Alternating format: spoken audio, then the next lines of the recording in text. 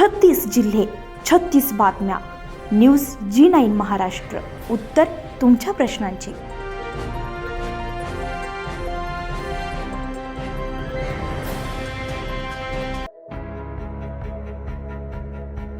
मोठे ध्येय, त्यासाठी अचूक नियोजन, अविरत परिणाम आणि अटल चिकाटी याचा बळावर यशाची शिखर गाठ येते.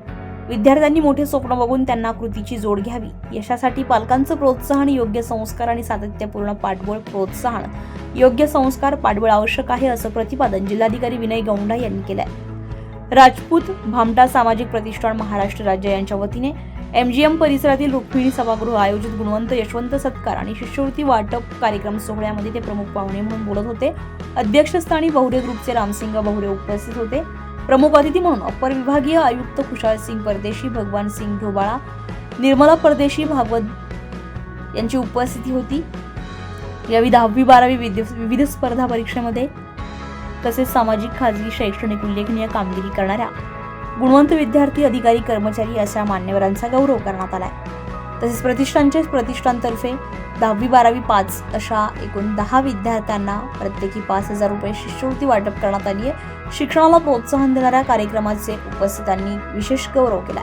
कार्यक्रमाचे सूत्रसंचालन सुभाष महेंद्र बारवाल यांनी केले, तर आभार प्रदर्शन युवराज बहुरे यांनी मांडले. कार्यक्रमाचे यशस्वी करण्यासाठी परसराम बहुरे, विठ्ठलसिंग परदेशी, सूरज बिघोत, सूरज जोनवाड, विजय महाराज, सती समस्या, शक्तिसिंग छाणवाल, सरिता गोलवाल, निर्मला बहुरे, अमरसिंग ठाकूर, सीताराम सुलाने तसेच प्रतिष्ठानचे सर्व पदाधिकारी, कार्यकर्त्यांनी परिश्रम घेतलाय. समाजातील नामवंत भजनी मंडळ यांचा यावेळी जिल्हाधिकारी यांच्या हस्ते सत्कार करण्यात आलाय, गौरव करण्यात आला. यामध्ये पाचपीरवाडी येथील भजनी मंडळला जनकसिंग सुलाने यांना आदर्श गायक भजन पुरस्कार जिल्हाधिकारी यांच्या हस्ते देण्यात आला. सर्वांना नमस्कार. आज इकडे समाजाच्या माध्यमातून त्यांच्या समाजामध्ये चांगला काम केलेला एक गुणवंत लोक, यशवंत लोक आणि त्याचबरोबर जो आत्ता नवीन पिढी आहे त्यांच्यामध्ये चांगला उत्कृष्ट गुणवंत विद्यार्थ्यांना शिष्यवृत्ती वाटपचा एक चांगला कार्यक्रम होत आहे. शिक्षण आणि बाकी सर्व जो सेक्टर्स आहेत हा एक महत्त्वपूर्ण असतात आणि प्रत्येक व्यक्तीला जेव्हा चांगला शिक्षण मिळतात तो फक्त त्यांच्या स्वतःच्या नाही पण ते त्यांच्या कुटुंब, त्यांच्या गाव आणि त्यांचा समाज सर्वांना बदलू शकतात. आणि हा ओळखून तो चांगला काम करणारा लोक आहे. आता त्यांनी वेगवेगळ्या क्षेत्रामध्ये त्यांनी यश मिळवलेला तसा लोक आणि त्याचबरोबर आत्ता जो नवीन पिढी आहे त्यांना ओळखून त्यांना सत्कार करणे हे दोघी साईडकडे केपेबिलिटी असतात.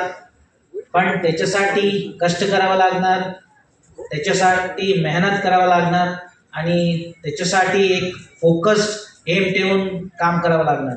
तो तेव्हाच ते जो काही त्यांना हवी आहे, जो काही त्यांना अचीव करायचे ते करू शकतात. आता परदेश साहेब म्हणत होते की आपल्याकडे बरेचसे आता MPSC होत आहे, UPSCमध्ये अजून लोक जाण्याच्या तुमच्याकडे एखादा कोर्स करण्यासाठी ते दृढ संकल्प पाहिजे आणि दृढ संकल्प ठेवून तुम्ही हार्डवर्क करतात आणि त्याच रीतीने तुम्ही प्लॅन करून पुढे जातात तेव्हा हे सर्व अचीव होऊ शकतात.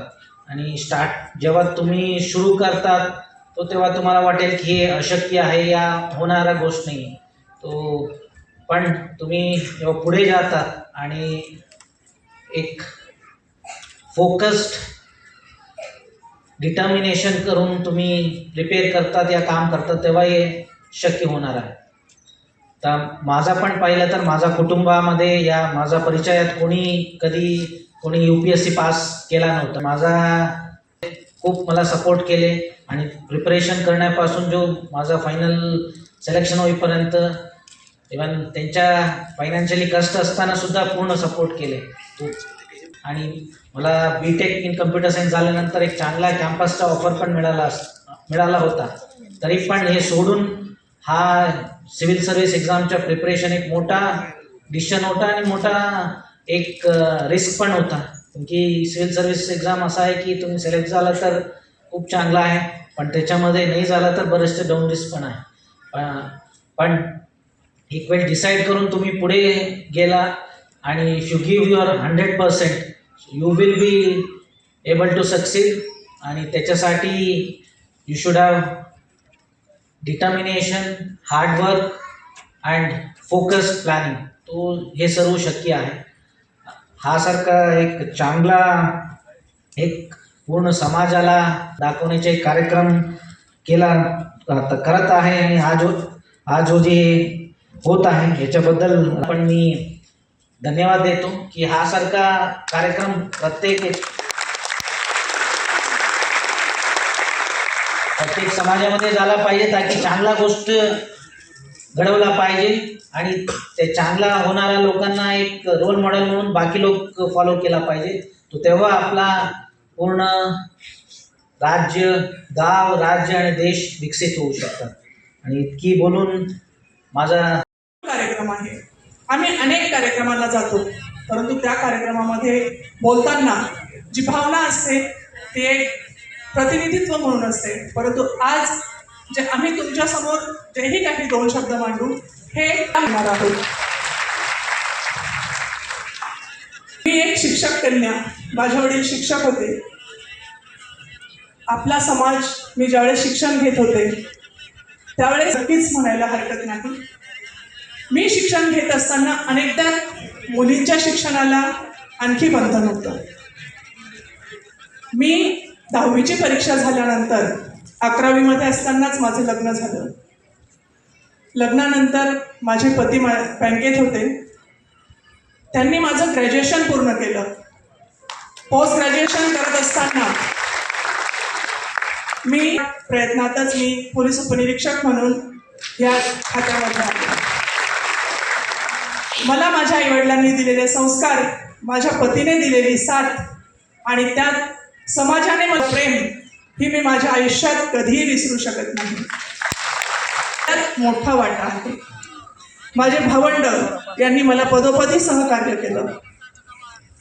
नोकरीला लागल्यानंतर माझ्या जुळ्या मुली झाल्या. माझ्या आईने, बहिणीने, भावाने सगळ्यांनी मला मदत केली.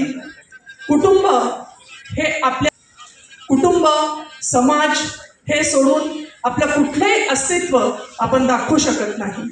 हे सांगण्याचा माझा एवढंच हे आहे की आजचं जे जनरेशन बदलत आहे, कितीही जनरेशन बदललं तरी मी बदलणार नाही. मी जिथे आहे ती कुटुंबाची, समाजाची धारणा घेऊन त्यासाठी मी जगत राहील. माझ्यासाठी समाज आहे, समाजासाठी मी आहे, ही व्याख्या जर प्रत्येकाने जपून चालवली तर आपण एकत्र येऊन नक्कीच पुढे जाऊ. आपण शिक्षण घेत असताना आपले आईवडील आपल्या शिक्षणासाठी त्यांच्या ज्या गरजा असतात, आशा आकांक्षा असतात, त्या काही बाजूला ठेवतात आणि आपलं शिक्षण पूर्ण करण्यासाठी अहोरात्र प्रयत्न करत असतात. मुलांनी त्याची जाणीव ठेवायला हवी. आम्ही ज्यावेळेस शिक्षण घेत होतो त्यावेळेस भरपूर बंधनं होती. एवढी मोकळी आहे ती अतिशय स्वच्छ ठेवली. त्यामुळे तुम्ही त्या पाऊलवाटेवरती चालत राहणार आणि तीच पाऊलवाट तुम्हाला तुमच्या पुढच्या पिढीपर्यंत न्यायची आहे. मी पोलीस खात्यात नोकरी करत असताना समाजाला, म्हणजे फक्त आपल्याच समाजाला नाही ना, दुनियातल्या प्रत्येक समाजाला फार जवळून पाहिलेलं आहे. चांगले आणि वाईट अनुभव सगळेच घेतलेले आहेत. म्हणून मला नेहमी तळमळ असते की जे मी माझ्यासमोर वाईट अनुभव आलेले आहेत ते आपल्या समाजातल्या किंवा काही मुलामुलींना पुढे येऊ नये. त्यांनी त्यातून सावधगिरी बाळगावी आणि आपला पाऊल पुढे उचलताना आपले आईवडील, आपला समाज याचा परिपूर्ण विचार करून पाऊल उचलावं. कारण आपण जेव्हा जन्माला येतो त्यावेळेस आपले आईवडील स्वप्न बघत असतात. त्याच्यापासून काही आशा, अपेक्षा, आकांक्षा ठेवलेल्या असतात आणि त्यांचं जीवन त्या मुलांचं स्वप्न बघण्यामध्ये रुजलेलं असतं. म्हणून आपल्या मुलांचं पहिलं कर्तव्य असतं की आपण जे करतोय, आपण जे करणार आहोत, याची आपली प्रथम जबाबदारी आहे की आपण स्वतःसाठी स्वच्छ ठेवावं आणि कुटुंब याचं नाव लवकर जगणं लागतं. मी आजच्या विद्यार्थ्यांना, ज्या मैत्रिणी आहेत, मित्र आहेत, त्यांना नक्कीच इच्छिते की तुम्ही आकाशात उंच भरारी घ्या, परंतु मत ठेवून त्या शिक्षकांना आपलं ध्येय गाठण्यासाठी आपल्या आई समयांची मत घ्या.